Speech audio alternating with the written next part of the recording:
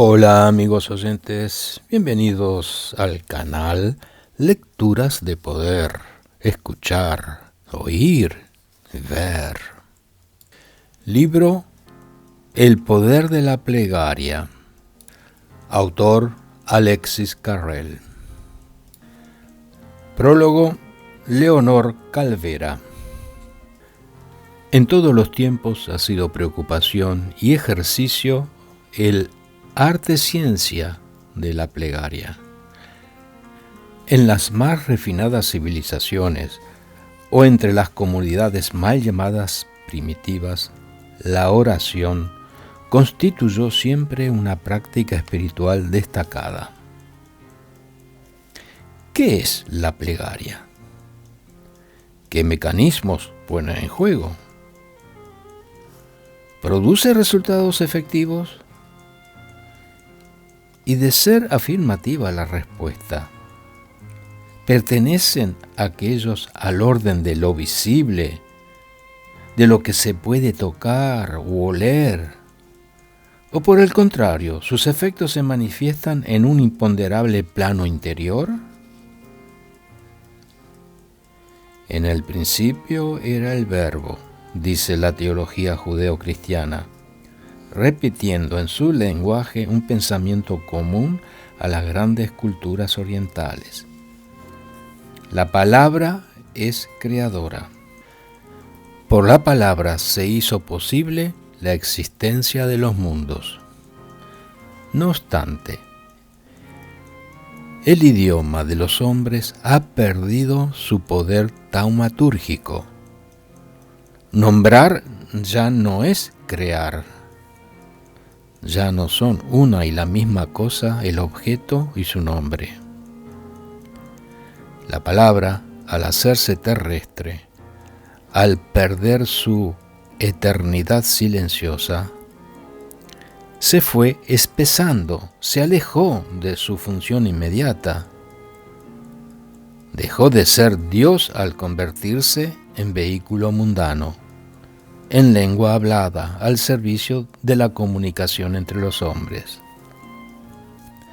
Empero, tras las capas que lo ocultan por debajo de las combinaciones sonoras degradadas que lo enturbian, vuelve en ocasiones a brillar el logos spermaticos.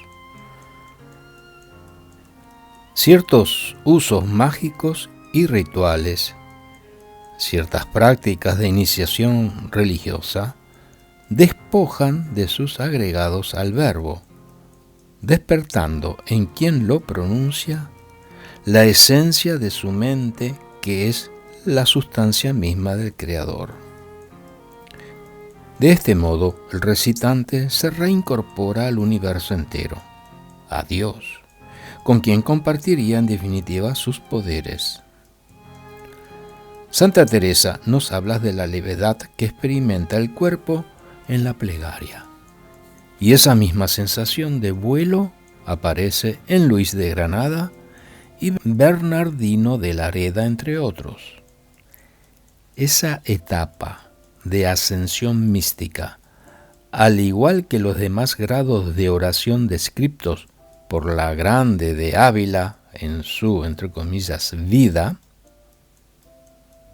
aparece parte del autoconocimiento completo, tal como el que sirve de base de sustentación teórica a las prácticas yógicas de las religiones de la India.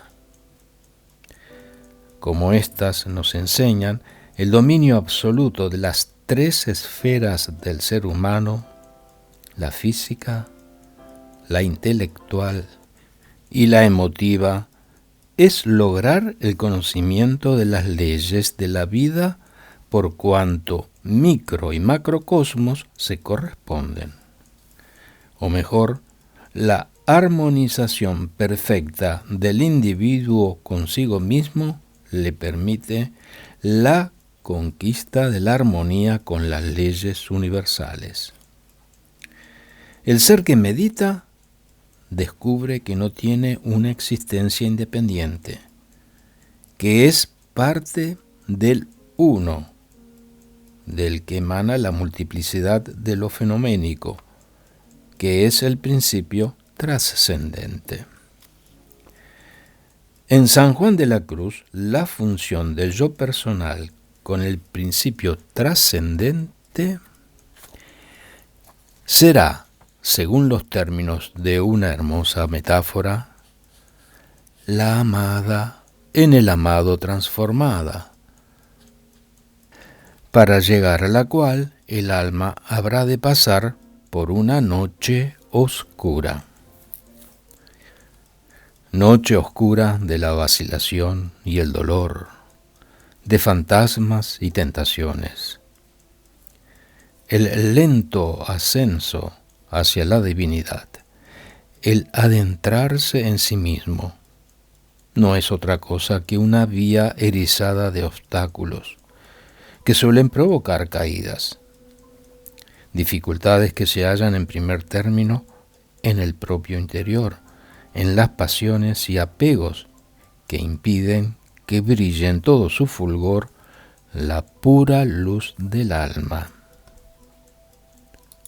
Luego, el mundo opone las sólidas barreras de sus solicitaciones y halagos a quien busca elevarse por sobre el plano de lo material, por sobre sí mismo. Las circunstancias que lo rodean y el individuo constituyen un conjunto indivisible, de manera que el empeño del hombre por mejorar puede canalizarse por dos vías: el obrar exterior para modificar la situación en que se encuentra, permitiendo con ello un ámbito más propicio para la expansión de sus mejores cualidades. El camino de la acción de Occidente, o la introspección y el dominio de sí para colocarse fuera de los parámetros de la sociedad. El sendero de la meditación de Oriente. De todas maneras, aun cuando no sea su vía específica, Occidente ha valorado y prestigiado las prácticas del propio cuidado espiritual. Bien sabían los monjes medievales que el universo de los opuestos, el mundo de lo manifestado que nos toca vivir, ve adelgazada la potencia de sus cadenas cuando aumenta la cantidad de seres entregados a ejercicios espirituales, al ejercicio de la meditación y la plegaria. Así, se preocuparon de que hubiera monasterios junto a las ciudades para hacer posible que el tono moral de éstas fuera más elevado, para que no se convirtieran en, comillas, cloacas de comportamiento, sino que retornaran a su pristina significación de símbolos de lo sagrado, de templos en honor a la divinidad. El acto privado, personal de la meditación se remonta hasta lo supremo, para volcarse después, merced a aquel, sobre la comunidad en la que obra como está la sal en el agua, invisible y omnipresente. En la iconografía cristiana, como en otras grandes religiones, encontramos que las figuras santas aparecen rodeadas de un halo. La luminosidad que las rodea, a la vez que la radiación de sus visiones, es símbolo del espacio sobrenatural en que se mueven y que ya no lo han de abandonar. El santo trasciende la dialéctica de los opuestos para adquirir la sabiduría última. El punto focal de la experiencia mística en que se instala derrama entonces su gracia, aligerando la carga del mal y sufrimiento que pesa sobre el mundo. En la vida de estos seres, el milagro con frecuencia se torna cotidiano, porque sus misterios son para el alma del santo tan naturales como el aire que llena sus pulmones. Nos hemos referido a los escalones más elevados de la plegaria. Empero, existen también peldaños más bajos, los primeros y tal vez los únicos a que tiene acceso el común de los mortales. Los seres humanos, pobres criaturas, descaecidas en el mundo del devenir, sufren el perpetuo asombro del dolor que en cada recodo de la existencia las aguarda. A oscuras viviendo, erran sin rumbo cierto en medio de zozobras y padecimientos, cuyo sentido creen conocer, pero que acaba por abrumarles. Y en ese momento de agobio, en que los auxilios de este mundo se han terminado, en ese instante en que las fuerzas para continuar son nulas, es cuando apartan la mirada de lo contingente y oran a la divinidad que se les ha enseñado. La plegaria es entonces súplica, fervoroso pedido de ayuda. El náufrago quiere llegar a la orilla. Sin embargo, desdichadamente no suele tratarse de la otra orilla del saber, sino de una ribera temporal. Las riquezas, la salud, la buena fortuna en las empresas. La deidad a la que se implora es un padre o una madre de rango superior, y el hijo un solitario que, inerme ante la adversidad, pide protección o socorro. Mas no solo aquí se impone la humildad. La obediencia a las leyes ineluctables configura uno de los rasgos de importancia en cada uno de los estadios del que ora. El someterse a las reglas celestes, el ser cual un niño que mama, es virtud que no ha de menospreciarse en ninguna etapa del camino, porque, como decía Teresa de Ávila, no hay estado de oración tan súbito que muchas veces no sea necesario tornar al principio. Solo plegándose cada vez al ritmo de la vida puede pretender el hombre que se modifiquen las circunstancias. El acuerdo con la melodía de la naturaleza podrá torcer el rumbo de los acontecimientos o del propio yo a punto tal que ya no parezca ser resultado de una vuelta a su propio cauce, sino que se hable de milagro. Lo sobrenatural, al adentrarse el que ora en la plegaria, descubre sus arcanos, tornándose estos tan claros como la luz del día. Mas este grado se consigue sólo al desprenderse el alma de todo contento y pesar para dejar que entre en ella el reino de los cielos, la chispa divina. El entendimiento, el discurso humano es inepto para aprender y expresar lo que entonces ocurre. Por ello, observará con desconfianza los resultados de este nuevo conocimiento, de esta comprensión diferente que la usual. Medirá y pesará con cautela cuánto en este territorio suceda, asombrándose de que el ciego recobre la vista y el mudo pueda hablar. Tratará de evaluar con los parámetros científicos corrientes lo que por definición está allende el país terrestre. Ninguna de las técnicas del intelecto ha logrado hasta ahora asir esos fenómenos, dándose a atestiguar su presencia, cuando no rechazó en su altivez la existencia misma de lo sobrenatural. Aun cuando no se llegue a tan alto logro, hasta en sus menores expresiones, la plegaria le proporciona al que ruega un reservorio de energías. De allí puede extraer el doliente la fuerza que le permita sobrellevar su enfermedad.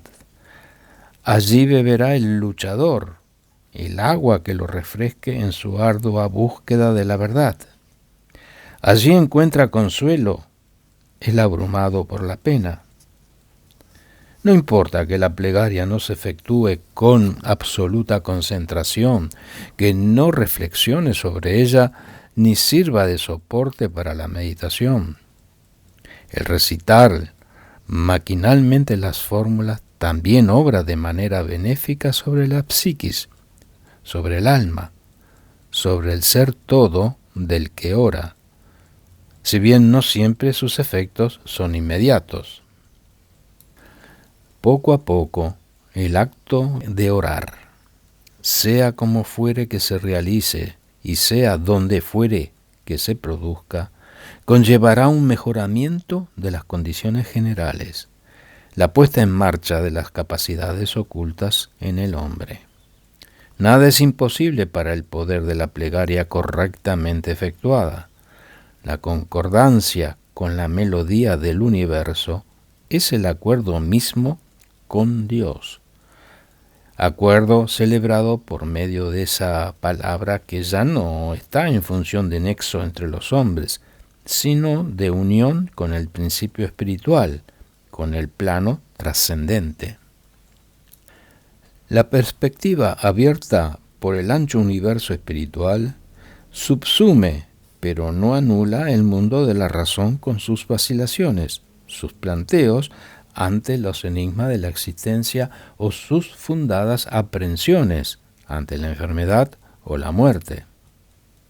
Por ello, ciencia, arte y técnica pueden quedar en deuda con la plegaria, al ensayar el horizonte de cada una de esas disciplinas. Lo sagrado no se superpone a la razón, sino que le aporta un trasfondo sobre el que podrá recortar más nítidamente sus perfiles. Como fuente de vida, lo sagrado no puede sino enriquecer las otras dimensiones humanas. En el devenir de los tiempos se comprobó que el hombre tiene tanta necesidad y urgencia de alimento espiritual como de alimentos terrestres. La plegaria, al hacer que florezca la humildad verdadera, reverente ante el secreto de la vida, continúa siendo el mejor alimento espiritual al alcance de todos los hombres. Leonor Calvera. Prefacio.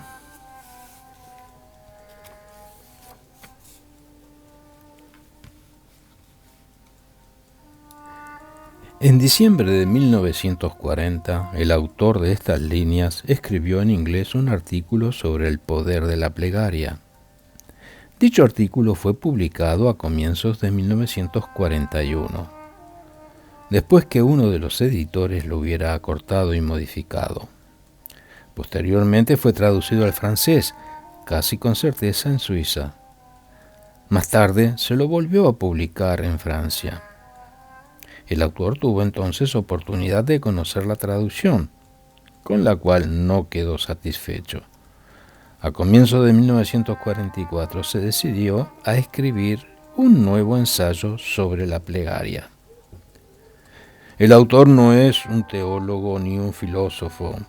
Por el contrario, se expresa en un lenguaje común, empleando las palabras en su sentido vulgar, aun cuando lo haga a veces en su sentido científico. Les pide a los teólogos que tengan para con él la misma indulgencia que él tendría para con ellos si hubieran decidido abordar un tema concerniente a la fisiología.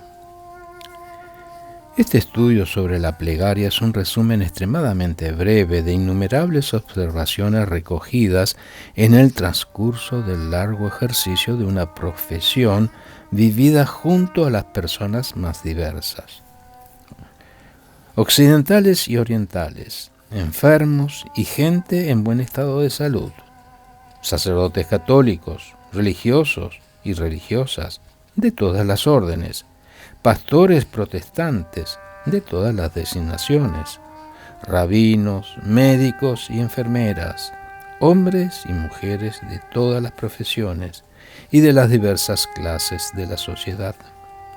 Por otra parte, su experiencia de cirujano, de médico y fisiólogo, los estudios de laboratorio a los que se entregó durante años, estudios dedicados a la regeneración de los tejidos y a la cicatrización de las heridas, le permitieron apreciar en su justo valor ciertos efectos curativos de la plegaria.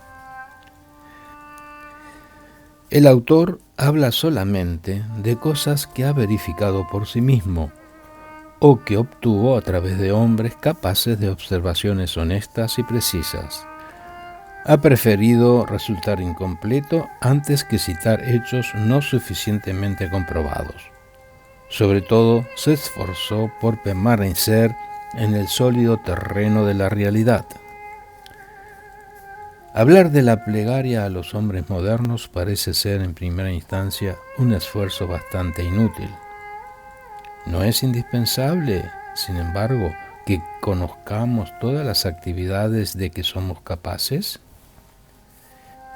Ya que no podemos dejar que ninguna quede inutilizada, sin grave peligro para nosotros o nuestros descendientes.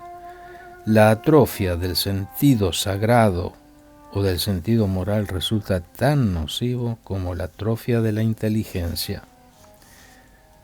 Estas líneas se dirigen pues a todos, a los no creyentes tanto como a los creyentes. A todos, en efecto, la vida, a fin de salir triunfante, les impone las mismas obligaciones. Ella nos demanda que nos conduzcamos de la manera prescripta por nuestra estructura corporal y mental. Tal es la razón de que nadie tenga derecho a ignorar las necesidades más profundas y más sutiles de nuestra naturaleza. El poder de la plegaria. Introducción.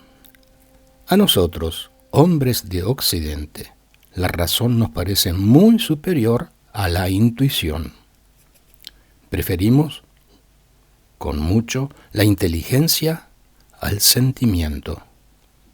La ciencia resplandece en tanto la religión se extingue. Seguimos a Descartes y desdeñamos a Pascal. Por consiguiente, buscamos ante todo desarrollar en nosotros la inteligencia.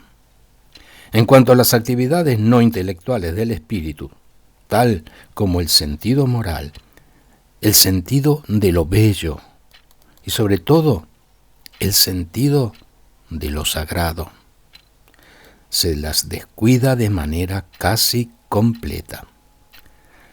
La atrofia de estas actividades fundamentales hace del hombre moderno un ser espiritualmente ciego. Tal debilidad no le permite ser un buen elemento constituyente de la sociedad. A esta mala cualidad del individuo debe atribuírsele el derrumbe de nuestra civilización. De hecho, lo espiritual demuestra ser tan indispensable para el triunfo de la vida como lo intelectual y lo material. Es pues urgente hacer resurgir en nosotros las actividades mentales que mucho más que la inteligencia le dan la fuerza que tiene a la personalidad. La más ignorada de todas es el sentido de lo sagrado o el sentido religioso. El sentido de lo sagrado se expresa sobre todo mediante la plegaria. La plegaria, como el sentido de lo sagrado, es desde todo punto de vista un fenómeno espiritual. Ahora bien, el mundo espiritual se encuentra fuera del alcance de nuestras técnicas. ¿Cómo adquirir entonces un conocimiento positivo de la plegaria?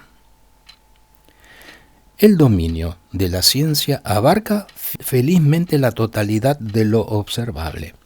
Puede, por intermedio de lo físico, extenderse hasta las manifestaciones de lo espiritual.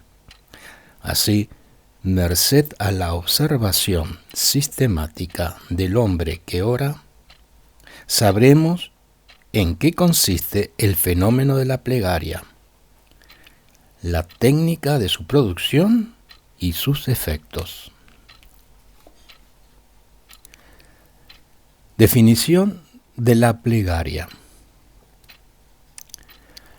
La plegaria configura esencialmente una tensión del espíritu hacia el substratum inmaterial del mundo. En líneas generales, consiste en una queja, un grito de angustia, un pedido de ayuda. A veces se convierte en una serena contemplación del principio inmanente y trascendente de todas las cosas. Asimismo, puede definírsela como una elevación del alma hacia Dios, como un acto de amor y adoración hacia aquel del que proviene la maravilla que es la vida. De hecho, la plegaria representa el esfuerzo del hombre para comunicarse con un ser invisible, creador de cuanto existe, suprema sabiduría, fuerza y belleza, Padre y Salvador de cada uno de nosotros. Lejos de consistir en un simple recitado de fórmulas, la verdadera plegaria representa un estado místico en que la conciencia se absorbe en Dios. Este estado no es de naturaleza intelectual. Por consiguiente, permanece tan inaccesible como incomprensible a los filósofos y a los sabios. Al igual que el sentido de la belleza y el amor, no requiere ningún conocimiento libresco. Los simples sienten a Dios con tanta naturalidad como el calor del sol o el perfume de una flor. Empero, ese Dios es tan abordable para aquel que sabe amar y se oculta a quien no sabe sino comprender. El pensamiento y la palabra son insuficientes para tratar de describirlo. Por ello, la plegaria encuentra su expresión más alta en un arranque de amor a través de la noche oscura de la inteligencia. Técnica de la plegaria. ¿Cómo orar? ¿Cómo hay que orar? Hemos aprendido la técnica de la plegaria de los místicos cristianos, desde San Pablo hasta San Benito, y la pléyade de apóstoles anónimos que durante 20 siglos han introducido a las gentes de Occidente en la vida religiosa. El Dios de Platón era inaccesible en su grandeza. El de Epicteto se confundía con el alma de las cosas. Jehová era un déspota oriental que inspiraba miedo y no amor. El cristianismo, por el contrario, puso a Dios al alcance del hombre, le dio un rostro. Se convirtió en nuestro Padre, nuestro hermano, nuestro Salvador. Para alcanzar a Dios ya no fue necesario un ceremonial complejo con sacrificios de sangre. La plegaria se transformó en algo fácil y en simple su técnica. Para orar, tan solo es preciso hacer el esfuerzo de tender hacia Dios. Este esfuerzo debe ser afectivo y no intelectual. La meditación sobre la grandeza de Dios, por ejemplo, no es una plegaria, a menos de ser al mismo tiempo expresión de amor y de fe. Por ello, la oración, según el método de La Salle, parte de la consideración intelectual, pero se vuelve inmediatamente afectiva. Sea corta o larga, sea recitada o solamente mental. La plegaria debe ser algo parecido a la conversación de un niño con su padre. Uno se presenta como es, dijo una hermanita de la caridad que desde hace 30 años quema su vida en el servicio a los pobres. En suma, se ora al igual que se ama, con todo el ser. En cuanto a la forma de la plegaria, varía desde la somera aspiración a Dios hasta su contemplación. Desde las simples palabras pronunciadas por el campesino ante el Calvario en el cruce de caminos, hasta la magnificencia del canto gregoriano bajo las bóvedas de la catedral. La solemnidad, la imponencia y la belleza no son necesarias para que la plegaria sea eficaz. Muy pocos hombres han sabido orar como San Juan de la Cruz o San Bernardino de Clairvaux. No obstante, es preciso ser elocuente para ser acogido. Cuando se juzga el valor de la plegaria por sus resultados, nuestras más humildes palabras de súplica y alabanza le parecen al Señor de todos los seres tan aceptables como las invocaciones más bellas. Las fórmulas recitadas maquinalmente son de alguna manera una plegaria, y lo mismo es válido para la llama de un cirio. Basta para ello que esas fórmulas inertes y esa flama material simbolicen el impulso hacia Dios de un ser humano. Asimismo, se ruega mediante la acción. San Luis de Gonzaga decía que el cumplimiento del deber equivale a una plegaria. La mejor manera de comunicarse con Dios es, sin ninguna duda, cumplir integralmente su voluntad. Padre nuestro que estás en los cielos, venga a nos tu reino. Hágase tu voluntad, así en la tierra como en el cielo. Y hacer la voluntad de Dios consiste evidentemente en obedecer las leyes de la vida, tal como ellas están inscritas en nuestros tejidos, en nuestra sangre y en nuestro espíritu. Las plegarias que se elevan como una gran nube de la superficie de la tierra difieren unas de otras tanto como difiere la personalidad de cada uno de los que oran. Empero, siempre consisten en variaciones sobre dos temas: la angustia y el amor. Es por completo legítimo implorar ayuda de Dios para obtener aquello que necesitamos. No obstante, sería absurdo requerir la gratificación de un capricho o lo que podemos procurarnos con nuestro esfuerzo. La demanda importuna, obstinada, agresiva, triunfa. Un ciego sentado al borde del camino gritaba sus súplicas cada vez con mayor fuerza, a pesar de las personas que querían hacerlo callar. Tu fe te ha curado, dijo Jesús al pasar a su lado. En su forma más elevada, la plegaria cesa de ser una petición. El hombre le manifiesta al Señor de todas las cosas que lo ama, que le agradece sus dones, que está pronto a cumplir su voluntad, cualquiera que ella fuere. La plegaria se transforma en contemplación. Un viejo campesino se halla sentado, solo, en el último banco de una iglesia vacía. ¿Qué esperas?, le preguntaron. Lo miro, respondió el campesino, y él me mira. El valor de una técnica se mide por sus resultados.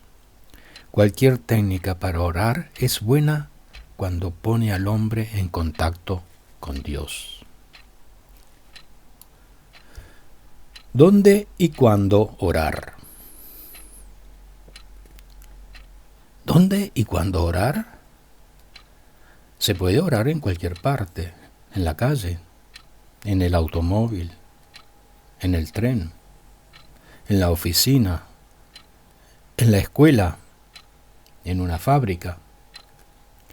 Empero se ora mejor en el campo, en las montañas y los bosques, en la soledad del propio cuarto. Asimismo, están las plegarias litúrgicas que se realizan en la iglesia. No obstante, sea cual fuera el lugar de la plegaria, Dios no le habla al hombre excepto a condición de que éste establezca en sí la calma. La calma interior depende a la vez de nuestro estado orgánico y mental y del medio en que nos hallamos inmersos. La paz del cuerpo y del espíritu es difícil de obtener en la confusión, el fragor de la dispersión de la metrópolis moderna. Hoy en día existe la necesidad de que haya lugares de plegaria, de preferencia iglesias donde los habitantes de las ciudades puedan encontrar, aunque sea por un breve momento, las condiciones físicas y psicológicas indispensables para la tranquilidad interior. No sería difícil ni costoso crear así islotes de paz acogedores y bellos en medio del tumulto de la ciudad. En el silencio de esos refugios, los hombres, elevando su pensamiento hacia Dios, podrían hacer reposar sus músculos y sus órganos, templar su espíritu, clarificar sus juicios y recibir la fuerza necesaria para soportar la dura vida con que los abruma nuestra civilización. Al transformarse en hábito la plegaria, comienza a actuar sobre el carácter. Es preciso entonces orar con frecuencia. Piensa en Dios más a menudo de lo que respiras, decía Epicteto. Es absurdo orar a la mañana y conducirse como un bárbaro el resto de la jornada. Breves pensamientos o invocaciones mentales pueden mantener al hombre en presencia de Dios. Toda la conducta parece entonces inspirada por la plegaria. Entendida de este modo, la plegaria se convierte en una manera de vivir. Efectos de la plegaria.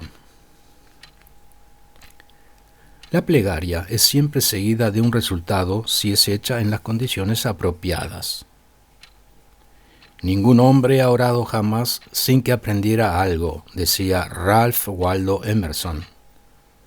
Sin embargo, la plegaria es considerada por los hombres modernos como un hábito anticuado o una vana superstición, un resto de barbarie. En realidad, ignoramos casi por completo sus efectos. ¿Cuáles son las razones de nuestra ignorancia? En primer lugar, la rareza de la plegaria. El sentido de lo sagrado está en vías de desaparecer entre la gente civilizada. Es probable que el número de franceses que oran habitualmente no sobrepase el 4 o 5% de la población. Luego la plegaria a menudo es estéril, porque la mayoría de los que oran son egoístas, mentirosos, soberbios, son fariseos incapaces de fe y de amor. Por último, sus efectos, cuando se producen con gran frecuencia, se nos escapan. Las respuestas a nuestras demandas y a nuestro amor se nos da usualmente de manera lenta, insensible, casi inaudible. La diminuta vocecita que murmura esa respuesta en el fondo de nosotros fácilmente es sofocada por los ruidos del mundo.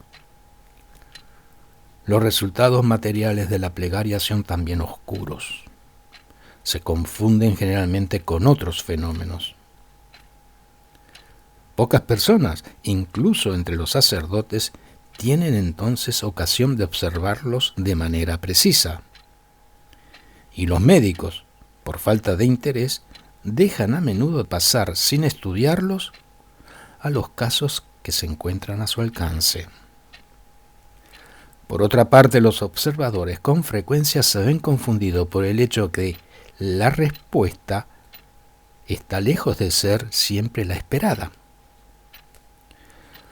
Por ejemplo, el que pide ser curado de una enfermedad sigue enfermo, pero sufre una profunda e inexplicable transformación moral. No obstante, el hábito de la plegaria, aun cuando excepcional en el conjunto de la población, es relativamente frecuente en los grupos que siguen fielmente a la religión ancestral. En estos grupos es donde en la actualidad es posible estudiar su influencia. Entre sus innumerables efectos, el médico tiene ocasión de observar los que se denominan efectos psíquico-físicos y curativos. Efectos psíquico-físicos. La plegaria actúa sobre el espíritu y sobre el cuerpo de manera tal que parece dependiera de su calidad, su intensidad y su frecuencia. Resulta fácil saber cuál es la frecuencia de la plegaria y, en cierta medida, cuál es su intensidad. Su calidad sigue siendo desconocida porque no tenemos manera de medir la fe y la capacidad de amor de los demás. Sin embargo, la manera de vivir del que ora nos permite discernir la calidad de las invocaciones que ofrece a Dios. Aun cuando la plegaria tenga escaso valor y consista principalmente en el recitado maquinal de fórmulas, ejerce aquella determinados efectos sobre el comportamiento. Fortifica a la vez el sentido de lo sagrado y el sentido moral. Los ambientes donde se ora se caracterizan por tener cierta persistencia del sentimiento del deber y la responsabilidad, porque no hay allí tanta envidia y maldad, por cierta bondad respecto al prójimo. Está demostrado que a igual desarrollo intelectual y carácter y el valor moral están más elevados en quienes oran, aun cuando lo hagan mediocremente, que en los individuos que no oran. Cuando la plegaria es habitual y realmente fervorosa, su influencia se torna muy clara. En parte es comparable a una glándula de secreción interna, tal como la tiroides o las glándulas suprarrenales, por ejemplo. Consiste en una especie de transformación mental y orgánica. Esta transformación se opera de manera progresiva. Se diría que en la profundidad de la conciencia se enciende una llama y el hombre se ve tal como es. Descubre su egoísmo, su codicia, sus errores de juicio, su orgullo. Se pliega al cumplimiento del deber moral. Procura adquirir humildad intelectual. De esta manera se abre ante él el reino de la gracia. Poco a poco se produce un apaciguamiento interior, la armonía entre las actividades nerviosas y morales, una mejor resistencia respecto a la pobreza, la calumnia, las zozobras, la capacidad de soportar sin flaquezas la pérdida de los familiares, el dolor, la enfermedad, la muerte. Así, el médico que ve a un enfermo se pone a orar para tener éxito. La calma engendrada por la plegaria constituye una poderosa ayuda para la terapéutica. Sin embargo, no debe asimilarse la plegaria a la morfina, porque aquella determina junto con la calma la integración de las actividades mentales, una especie de floración de la personalidad. A veces el heroísmo. La oración marca a sus fieles con un sello particular: la fuerza de la mirada, la tranquilidad del porte, la serena alegría de la expresión, la virilidad de la conducta y, cuando es necesario, la simple aceptación de la muerte del soldado o del mártir. Traducen la presencia del tesoro oculto en el fondo de los órganos y del espíritu. Bajo esta influencia, incluso los ignorantes, los retardados, los débiles, los mal dotados utilizan mejor sus fuerzas intelectuales y morales. Pareciera que la plegaria elevara a los hombres por encima de la estructura mental que es la suya por herencia y por educación. Ese contacto con Dios los impregna de paz, y la paz irradia de ellos, y se llevan paz donde quiera que van. Mas, por desgracia, no hay al presente sino una ínfima cantidad de individuos que sepan orar de manera efectiva. Efectos curativos. Los efectos curativos de la plegaria son los que en todos los tiempos han atraído principalmente la atracción de los hombres. Aún hoy en día, en los medios en que se ora, se habla con bastante frecuencia de curaciones obtenidas merced a las súplicas dirigidas a Dios o a sus santos. Sin embargo, cuando se trata de enfermedades susceptibles de que se curen espontáneamente o con ayuda de medicamentos comunes, es difícil saber cuál ha sido el verdadero agente de la cura. Tan solo en los casos en que es inaplicable cualquier terapéutica o donde todas han fracasado, es cuando pueden ser constatados con certeza los resultados de la plegaria. La oficina médica de Lourdes le ha prestado gran servicio a la ciencia demostrando la realidad de esas curas. La plegaria tiene a veces un efecto, por así decirlo, explosivo. Hay enfermos que han curado casi instantáneamente de afecciones tales como lupus facial, cáncer, infecciones de los riñones, úlceras, tuberculosis pulmonar, ósea o peritoneal. El fenómeno se produce casi siempre de la misma manera: un gran dolor, luego la sensación de estar curado. En algunos segundos o cuanto más en algunas horas, los síntomas desaparecen y las lesiones anatómicas se curan. El milagro se caracteriza por una extrema aceleración de los procesos normales de restablecimiento. Jamás la aceleración ha sido observada hasta el presente por cirujanos o fisiólogos en el transcurso de sus experiencias. Para que dichos fenómenos se produzcan, no se necesita que el enfermo ore. Niños pequeños, incapaces todavía de hablar, y gente no creyente han sido curados en Lourdes. No obstante, cerca de ellos alguien oraba. La plegaria formulada para otro es siempre más fecunda que la hecha para uno mismo. Pareciera que el efecto depende de la intensidad y la calidad de la plegaria. En Lourdes, los milagros son ahora mucho menos frecuentes que hace 40 o 50 años atrás. Ello se debe a que los enfermos ya no encuentran la atmósfera de profundo recogimiento que reinaba antes. Los peregrinos se han convertido en turistas cuyas plegarias resultan ineficaces. Tales son los resultados de las plegarias de los que tengo un conocimiento cierto. Al lado de estos existe una multitud de otros efectos.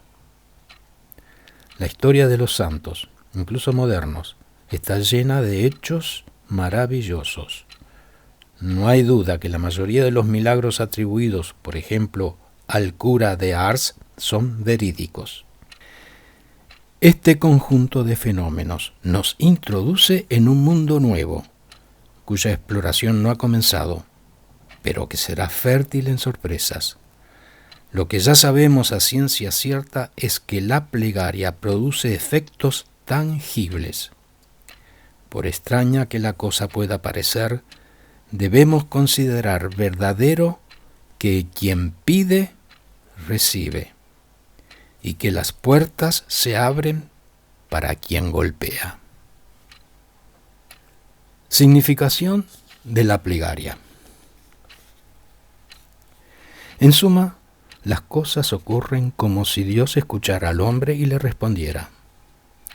Los efectos de la plegaria no son una ilusión. No hay que reducir el sentido de lo sagrado a la angustia experimentada por el hombre frente a los peligros que lo rodean o ante el misterio del universo, ni hacer simplemente de la plegaria una pócima tranquilizante, un remedio contra nuestro miedo al sufrimiento, las enfermedades y la muerte. ¿Cuál es entonces el significado del sentido de lo sagrado? ¿Y qué lugar la naturaleza le asigna a la plegaria en nuestra vida?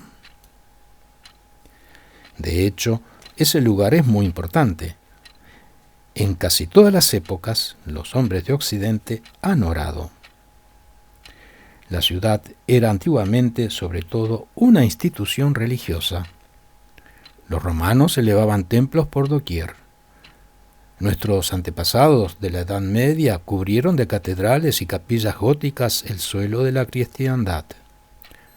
Aún en nuestros días, por sobre la altura de todos los pueblos, se destaca un campanario. Por medio de las iglesias, así como mediante universidades y fábricas, los peregrinos llegados de Europa instauraron en el Nuevo Mundo la civilización de Occidente. En el curso de nuestra historia, orar ha sido una necesidad tan elemental como la de trabajar, la de conquistar, construir o amar. En realidad, el sentido de lo sagrado parece ser un impulso venido de lo más profundo de nuestra naturaleza, una actividad fundamental. Sus variaciones en un grupo humano están casi siempre unidas a las de otras actividades básicas, el sentido moral y el carácter, y a veces el sentido de lo bello. Esta parte tan importante de nosotros es la que hemos permitido que se atrofiara y a menudo que desapareciera. Es preciso recordar que el hombre no puede, sin peligro, conducirse según le plazca a su fantasía. Para salir triunfante, la vida debe ser llevada de acuerdo a las reglas invariables que dependen de su estructura misma. Corremos un grave riesgo cuando dejamos morir en nosotros alguna capacidad fundamental, sea esta de orden físico, intelectual o espiritual.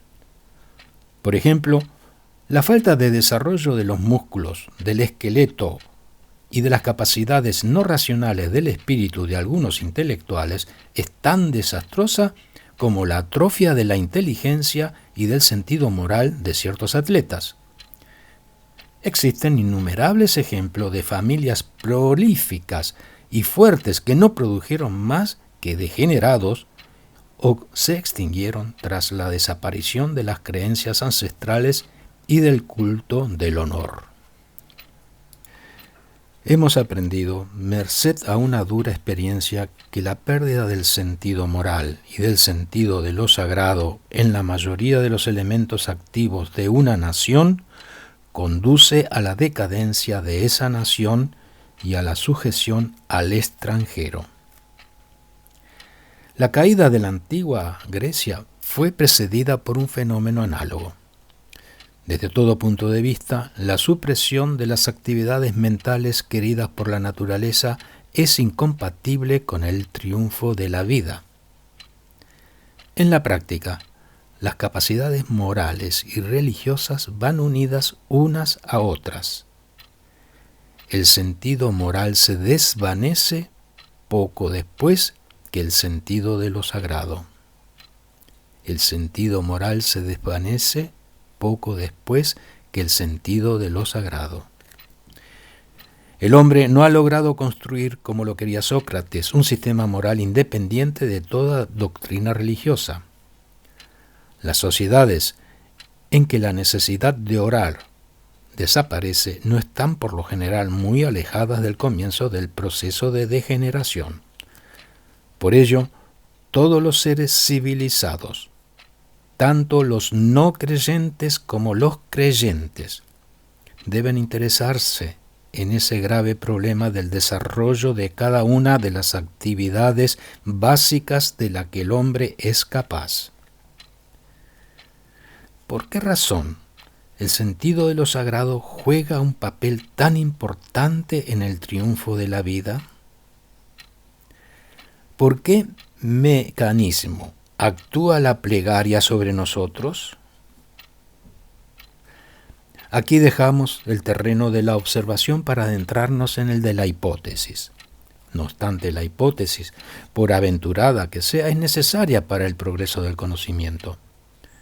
Debemos recordar, en primer lugar, que el hombre es un todo indivisible compuesto de tejidos, de líquidos orgánicos y de conciencia.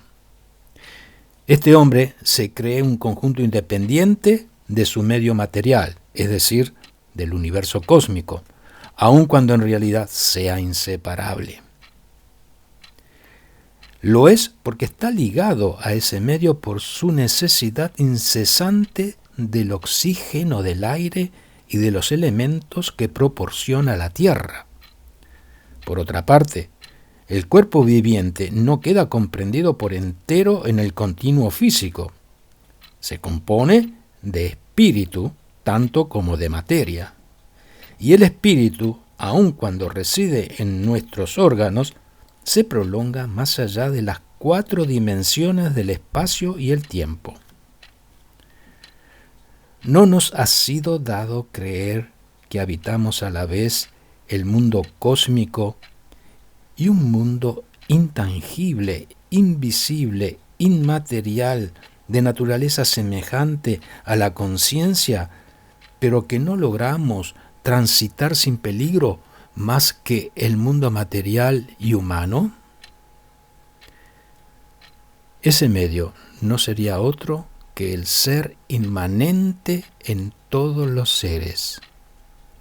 Ese medio no sería otro que el ser inmanente en todos los seres, lo que a todos nos trasciende y que llamamos Dios. Se podría así comparar el sentido de lo sagrado a la necesidad de oxígeno. Y la plegaria tendría cierta analogía con la función respiratoria. Aquella debería entonces ser considerada como el agente de las relaciones naturales entre la conciencia y su medio propio, como una actividad biológica dependiente de nuestra estructura. En otras palabras, como una función normal de nuestro cuerpo y nuestro espíritu. Conclusión. En síntesis, el sentido de lo sagrado, en relación a las otras actividades del espíritu, reviste una importancia singular, porque nos pone en comunicación con la inmensidad misteriosa del mundo espiritual. Por medio de la plegaria, el hombre va hacia Dios y Dios penetra en él. Por medio de la plegaria, el hombre va hacia Dios y Dios penetra en él. Orar se presenta como un elemento indispensable para nuestro desarrollo óptimo. No debemos tomar la plegaria como un acto al cual solo se entregan los débiles de espíritu, los mendicantes o los flojos. Entre comillas, es vergonzoso orar, decía Nietzsche. En verdad, no es más vergonzoso que beber o respirar. El hombre tiene necesidad de Dios como tiene necesidad de agua o de oxígeno. Junto a la intuición, el sentido moral, el sentido de belleza y la luz de la inteligencia, el sentido de lo sagrado le brinda a la personalidad la posibilidad de su más plena expresión. No cabe duda que el triunfo de la vida exige el desarrollo integral de cada una de nuestras capacidades físicas, intelectuales, afectivas y espirituales. El espíritu es a la vez razón y sentimiento. Es preciso, pues, que amemos la belleza de la ciencia, pero también la belleza de Dios. Debemos escuchar a Pascal con tanto fervor como escuchamos a Descartes. Gracias por escuchar hasta el final de este audio video. Si les gustó, reenvíenlo a sus amigos. Colaboran así en el diseminar este valioso conocimiento. Nuevamente, muchísimas gracias por oír y agregar un clic en me gusta.